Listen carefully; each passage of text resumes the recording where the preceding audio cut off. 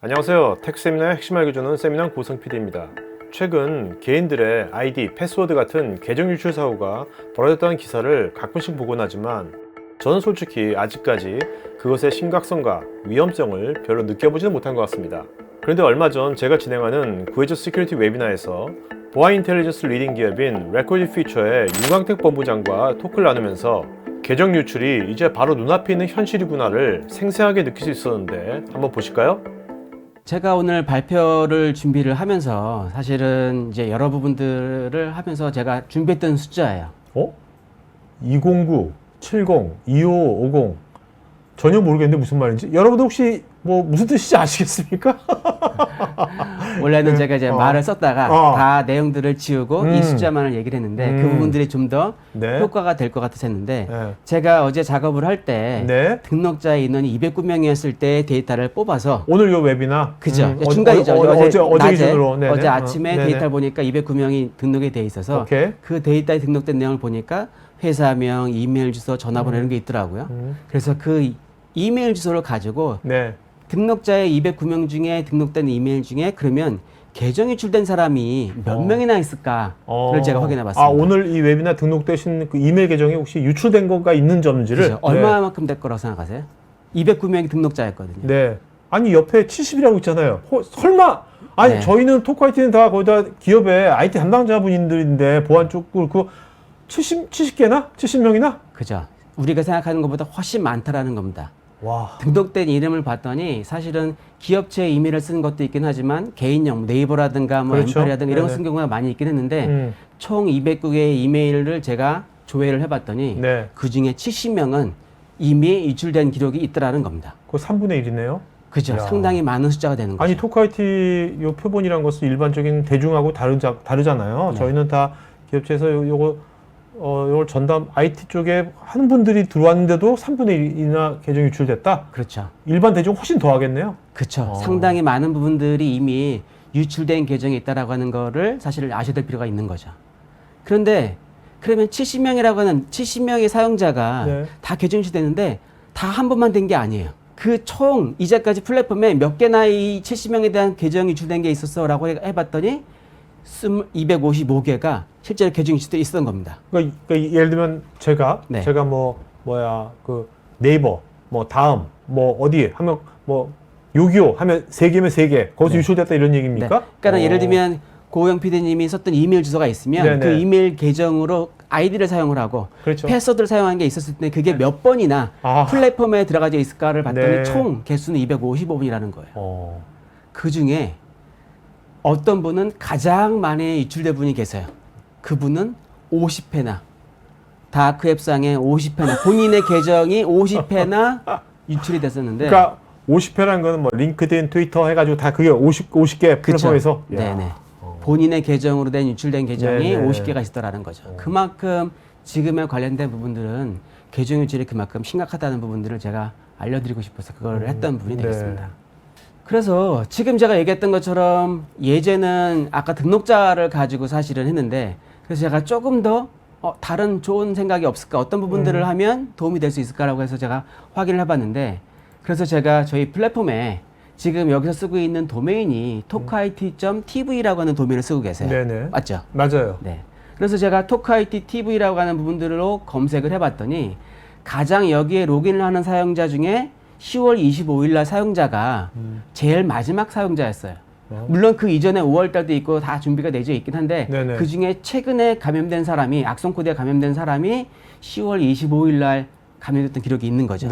그래서 제가 그분의 계정을 또 다시 한번 그럼 토크아이티에 접속하는 계정이 이 계정이야? 아이디야? 그러면 그 아이디를 가지고 제가 또 한번 조회를 해봤죠.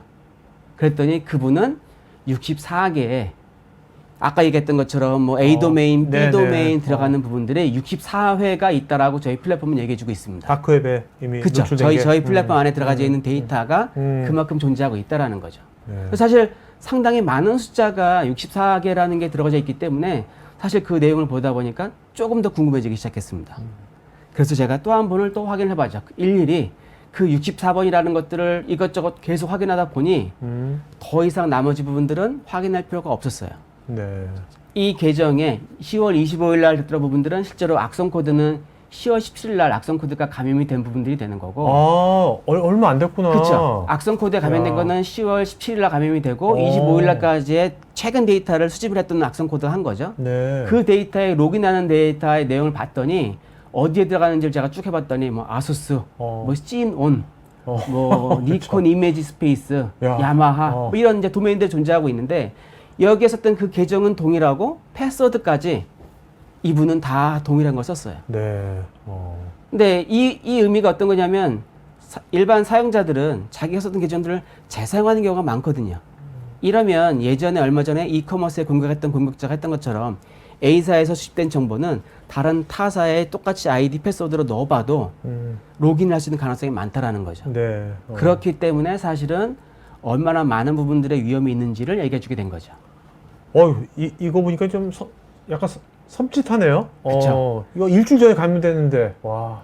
이 사람은 본인의 감염됐던 컴퓨터, 여기 지금 IP가 제가 다 가렸는데, 네. 일부러 가렸는데, 이 IP가 악성 코드에 감염이 돼서, 이 PC에 감염이 돼서, 이 모든 정보들을 유출하게 된 거죠. 아니, 이거 방송 끝나고 이분한테 알려줘야 될 것 같은데요?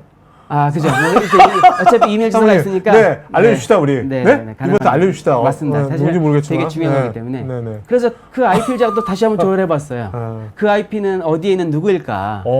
라고 확인을 해봤더니, 여기는 지금 제가 IP를 지었는데 서울에 있는 여기 보면 남학동이라는 데 저는 몰랐는데 중구 남학동이라는 데에 KT를 사용하는 고객이에요. 이 내부에 있는 시스템들이 뭔가 보이는데 야.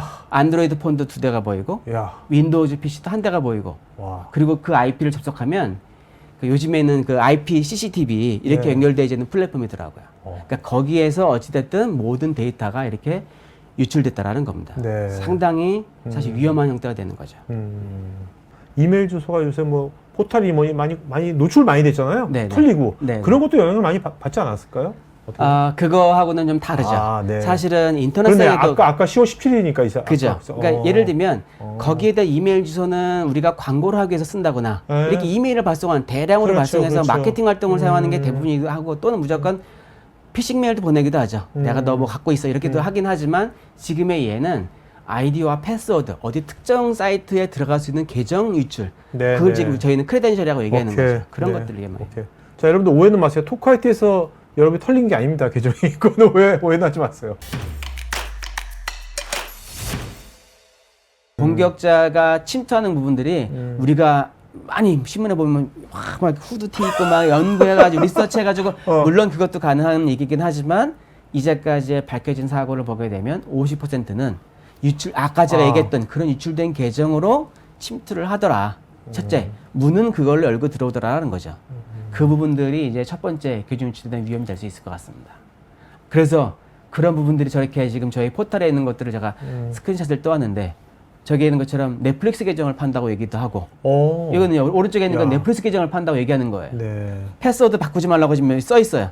야 이거 지금 패스워드 바꾸지 마라 라고 되어 있는 거고 왼쪽에 있는 부분들은 어느 PC에 한 PC에 아까처럼 PC 한 대에 악성 코드가 감염돼가지고 한 건데 그 PC에 있는 거 10불에 판다고 얘기합니다. 그러니까 내가 만약에 원하는 도메인이 있으면 나 예를 들면 tokaiti.tv라는 데 로그인하는 계정이 필요해. 그러면 저기서 10%치만 사면 거기는 토카이티 TV도 있고 또 다른 계정도 덤으로 같이 따라오는 거죠. 네. 몇 개가 되냐에 따라 다른 거죠. 이런 게 손쉽게 구매가 가능하다라는 겁니다. 근데 그런 게 등급마다 또 다른 파는 거예요. 사실은 또. 일반 계정은 싸게 팔고 10불에 팔고 네. 조금 더 어드민 계정은 뭐 2,000불에 팔고 야. 더 그 회사 규모가 크면 더 비싸게 팔고 우리가 AD 환경에서는 도메인 어드민도 있는데 도메인 어드민이면 모든 걸 다 알 수 있거든요. 네. 실제로 도메인 어드민의 계정이 저하고 고객이랑 미팅하는 도중에 제가 알려드려서 미팅하는 과정에 조치를 취해야 되는 그런 사건도 있었습니다. 그런 것처럼 많이 되어 있는데 제가 그래서 한번 또다시 우리 co.kr이라고 하는 도메인에 어드민 계정은 몇 개가 있었을까 해봤더니 3,000개가 유출된 게 있어요. 야. 다크웹에? 그쵸. 저희 플랫폼에 저희도 모든 걸 다 아는 건 아니니까. 그렇죠. 우리 레코드 퓨처가 가장 많이 알고 있긴 하지만 그 중에 데이터를 봤더니 co.kr이라고 하는 도메인 앞에는 아스타지만 야 어드민 계정이 몇 개 있어 봤더니 3,000개가 있었어요. 와. co.kr은 정부기관이죠. 네. 정부기관도 39개가 있었습니다. 네. 그만큼 많은 부분들에 사실 유출이 있다는 게 심각한 부분이라는 거죠. 이 부분들이 그냥 조치가 안 되는 상태라고 하면 언제든 누군가가 대상만 삼아진다면 그렇죠. 그리고 저기 가서 검색해서 그러니까 타겟만 확실히 딱 정해지면 그죠? 그렇죠. 네. 내가 대상만 정해지게 되면 어렵지 않게 저렇게 교두보로 확보할 수 있는 것들은 존재하더라라고 한다라는 겁니다. 이거 제가 이 얘기를 하게 되면 다들 어떤 얘기를 하시냐면 그래서 우리 아이디 패스워드만 안 써. 그 같이 하시는 게 쓰는 게 있죠. 뭐 네네. 생체 인증도 얘기하고 홍채도 있고 막 얘기하지만 우리가 얘기하는 것처럼 러시아 마켓에 되게 유명한 사이트가 있는데 제네시스라고 하는 이 마켓이 있는데 네. 그 사이트에는 아까 얘기했던 것처럼 그런 계정만 판매하는 게 아니라 우리가 OTP를 쓰게 되면 한번 OTP를 로그인하게 되면 다시 한번 묻지는 않거든요. 일정 기간은 그렇죠. 그냥 써요. 네네. 지문. 그렇죠. 그런 것처럼 그런 것처럼 그 안에 일정 기간은 익스파이 되지 않는 쿠키 값들이 저장이 되어 있는데 그것도 같이 팔아요. 야, 쿠키 값도? 그렇죠. 그러니까 굳이 OTP가 있다 하더라도 내가 살아있는 쿠키 값을 사용하게 되면 OTP는 묻지 않고 간다는 얘기예요. 그러면 또 다른 얘기를 하죠. 우리는 조금 더 보안을 강화해서 그 사용자가 쓰는 뭐 브라우저, 컴퓨터 OS, 윈도우즈만 접속했네? 그러면 그것만 얘기하는데 그걸 저희는 핑거프린트라고 해요. 네. 그들은 그것도 팔아요. 그러니까 똑같이 에뮬레이션 해가지고 마치 그 사용자가 로그인했던 것처럼 하는 그렇게 계정들을 우리가 말하는 암시장에서 판다라는 거예요. 야, 그나마 이걸 보니까 그나마 휴대폰으로 2차 인증이 그나마 좀 안전할 것 같은데요? 그럴 수도 그죠? 있죠. 네네. 휴대폰 예. 물리적으로 불리한 부분들에 대한 것들이 효과가 있을 수도 있습니다. 어쨌든 우리가 생각하는 것보다 그들도 역시 그런 것들을 우회하기 위한 것들을 하고 저렇게 거래가 되고 있다라는 거죠. 오늘 이렇게 구체적으로 보여주시니까 네. 좋으면서도 좀 섬찟하기도 하는데요? 그죠. 저도 사실은 플랫폼에 있는 데이터에 나오는 걸 보면서 내가 생각했던 부분들에 있던 내용이라고 하는 것보다는 훨씬 더 많은 부분들이 외부에 유출되어 있고 그걸로 하게다 보면 사실은 공격자가 나를 공격을 대상을 삼지 않아서 내가 안전했을 뿐이지 내가 만약에 대상이 됐더라면 충분히 공격이 가능했을 것이다라고 하는 생각을 더 많이 가지게 됩니다. 네. 지금까지 살펴본 현실로 다가온 계정 유출의 위협을 레코드 퓨처의 보안 인텔리전스는 어떻게 대응하는지를 알아보겠습니다. 제일 먼저 기업의 도메인과 계정 현황부터 점검해야 되지 않을까요?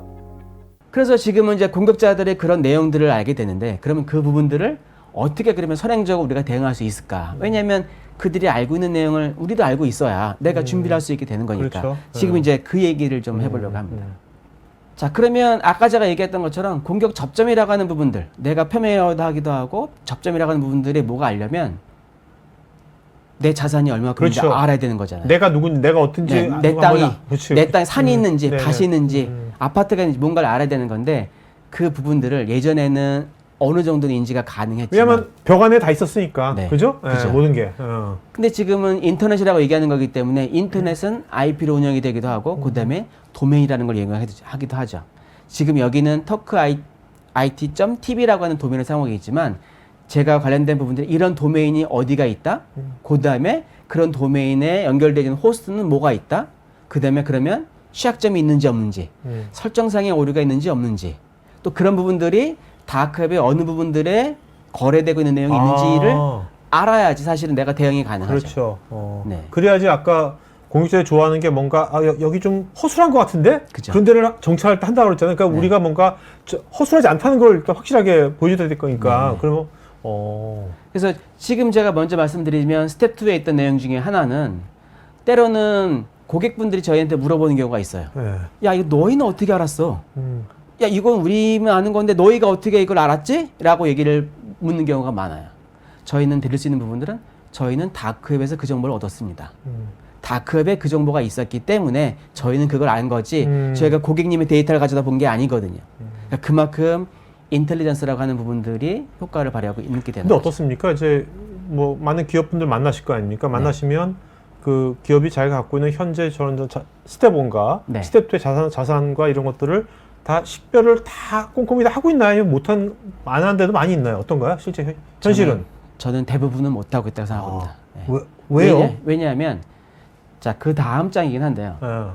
애플사가 도메인을 저희 플랫폼에 그냥 제가 딱 검색해 보게 되면 도메인만 애플닷컴만 갖고 있는 게 아니라 11,579개를 가지고 있었어요. 네. 저걸 누가 관리할 수 있었을까요? 저기에는 실제로 거래라는 사이트도 있고 이미 도메인을 선점해 놓은 것도 있고 다 있고 네. 그다음에 저걸 IT가 등록하지 않습니다. 그렇죠. IT도 등록한 것도 맞아요, 있긴 하지만 맞아요. 네. 상품 개발팀이 개발하면 프로젝트 단계부터 해서 미리 선점해 놓은 것이 있다라는 거죠.